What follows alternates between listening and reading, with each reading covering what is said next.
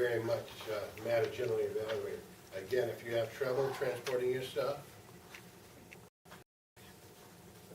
okay? Okay, but for one person here, I actually have this. So it's more special stuff. It took a long time to capture this. Some people call it fairy dust. I do not. And I realized that for me, it did not work. And I'm not sure why. But then something came to me, and it was one of those things where I had a deja vu. Deja vu is actually a type of returning, going to a destination and coming back, actually. But so for this trade us, Pat, whenever you want to transport yourself to a different place and different time, go ahead and sprinkle it. You bet. All right. So that being said, I do have one more music-oriented theme, because if I'm going back a few years on the same date today. And on the same day today, we did have another musician pass away, and had one of the most, if not the most, recorded songs ever written and played. And it was a Brazilian musician, I guess I'll call him, because I can't, composer. Last name is Jobim. Is that? Do you know the name of the song, Steve? Waves? No, the name of the song is The Girl from... Ipanema. Thank you very much. Yeah. The Girl from Ipanema. Played and sang by many. My hero, if I can say that today, was one of I sang it. I listened to it when I was a kid, a child. But I was a kid at 12. Was Dean Martin was one of my favorites, and Dean Martin I remember on Friday nights just watching his Dean Martin the Celebrity Roast, and so that's one of the reasons I'm here today is because I enjoyed Dean Martin back then. All right, so transporting to our meeting, we have our first speaker today.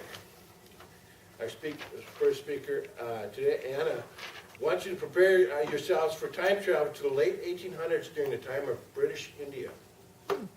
Anna, dressed in an Indian garment she received from a close friend from India, will share with us a beloved story from her childhood by one of her father's favorite authors.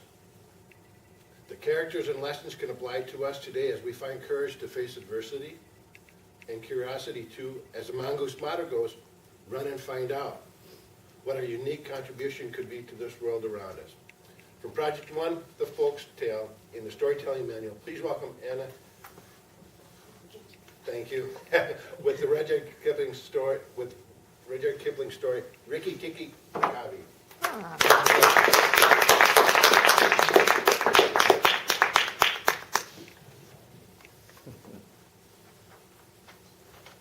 This is the story of the great war between Rikki Tikki Tavi and the snakes of the garden. He had help from Darcy the Tailor Bird and his wife, but Rikki did the real fighting. Now, Rikki Tikki Tavi was a mongoose. Mongoose has the body of a cat, the head of a weasel, and the cunning of a weasel, and a tail that can poof up like a bottle brush when he's excited. Young Rikki had gotten flown by a huge flood out of his nest and traveled far away to a bungalow, which is a military containment, where some British people were staying while the Britons were colonizing England, India. We're in India here. So he lay there kind of all soggy, and a boy came out and said, "Father, look, at mongoose, we should have a funeral." And his father said, "Well, maybe he's not dead." So he picked him up and brought them into the home, and they put him next to a fire, put a towel around him, and he revived. They gave him some bananas, and Rikki knew from his mother that a mongoose that is fat is not a mongoose who is ready to fight. So he only had some of the bananas to keep himself prepared. He was so happy that the family saved him that he really was quite tame around them, and he even slept next to Teddy at night. But when Teddy fell asleep, then Goose motto came to his mind, run and find out. as soon as he heard any little sound, he had to know what it was. So he scuttered through the entire house, checking out every little nook and cranny to make sure that nothing was amiss. The next day, he ventured outside and he heard a very mournful sound. Oh, what was us? And he looked up and saw Darcy the tailor bird and his wife, and they were quite sad. What's wrong? He asked. They said, one of our babies fell from the nest, and Nag, he ate him. Ricky said, that's terrible, but who is Nag? Who is Nag? Nag! A great cobra comes from behind him. Ricky turns around, but he's not afraid because he knows a mongoose's whole purpose in life is to kill snakes. Nag says, look at me and be terrorized. My back has the mark of the gods that they placed on my hood. I am the greatest of the garden.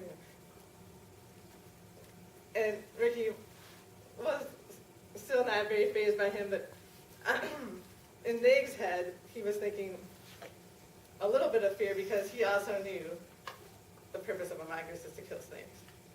While Ricky and Nag were looking at each other, all of a sudden, Darcy's wife says, watch out behind you!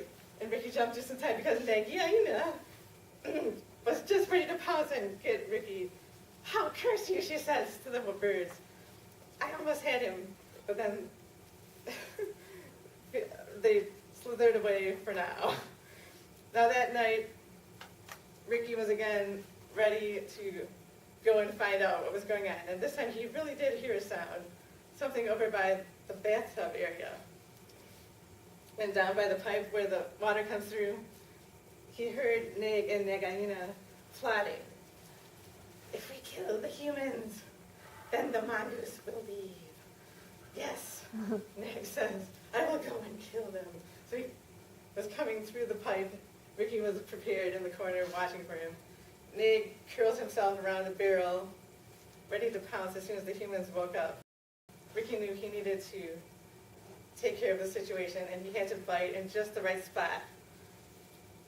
And when he was ready, he pounced on Nag, got him in the back. Nag whipped around back and forth, but the bite was sure, and Nag was dead. Now, Nag, of course, was very angry about this and vowed her revenge. But fortunately, Ricky had heard through garden gossip that there was a patch over on the side where they kept their nest. And he knew he needed to take care of the nest, and that would be the key to Nagaina's heart and her demise.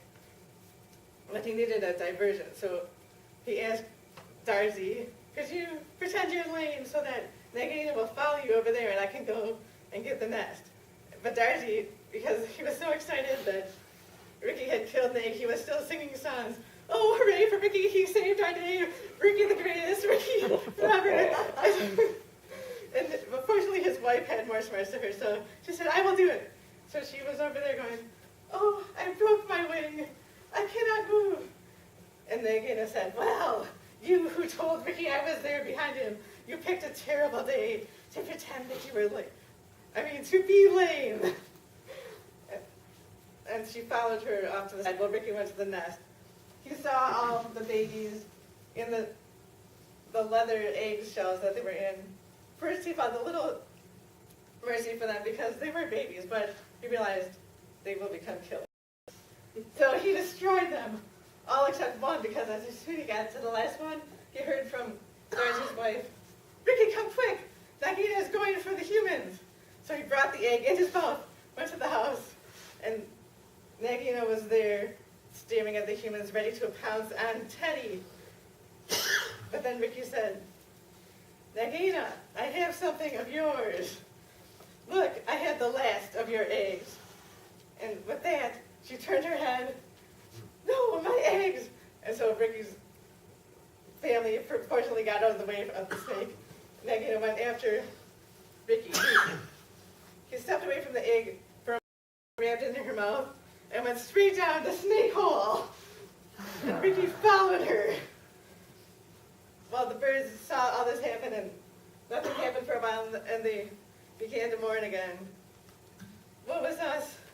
Ricky has died inside the snake hole with Gaichas, and now we will never be safe again. But then all of a sudden there was a stirring in the hole, and Ricky pops out, and he says, "The widow will not come out again. Gaichas is dead. The eggs are gone. We're all safe." And of course then Darcy starts singing again, "Oh, hooray for Ricky, he saved us again, Ricky the greatest,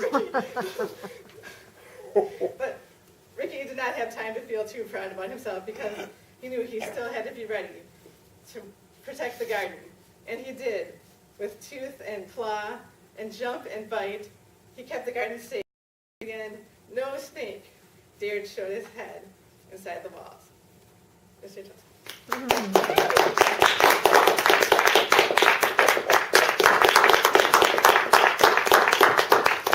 Thank you very much, Anna, for taking us back in time to the 1800s for that story. All right, and because of time, we will take about a minute to